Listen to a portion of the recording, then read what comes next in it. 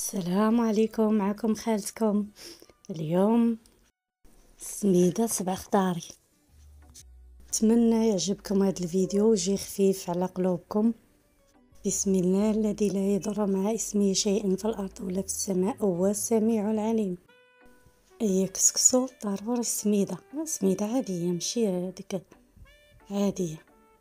هي شوية زيت تبسبسيها بشوية الماء.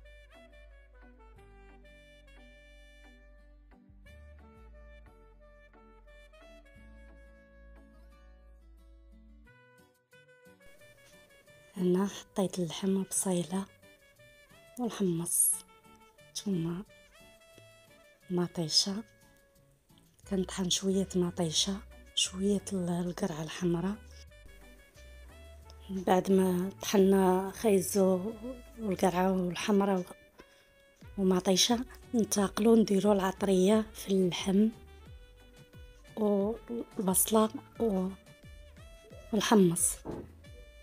درت سكينجبير زار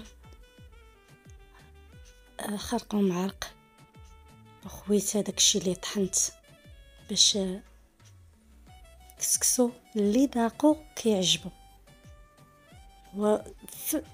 عجيب. جربوا هاد الطريقه وتعجبكم 100% باش ما كردوا عليه.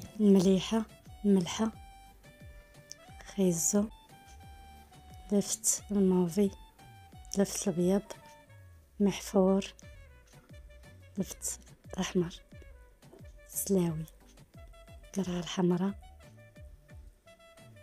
السمن ولا اروح. تسكري هاد الطريقه باش ما كان رد عليه وبالصحه والراحه. ما تنساوش واحد اللايك سبسكرايب باش تنضموا العائله ديالي. ديروا لي شي تعليق زوين يكون بحالكم فضلا وليس امرا.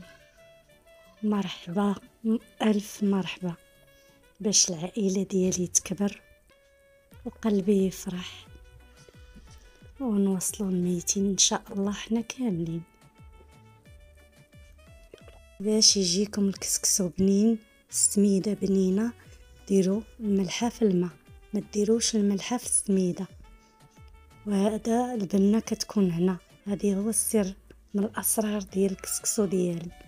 يبقى معايا حتى لهذا الوقت احسن ناس في عائلتي اللي دار هاد الطريقه ولا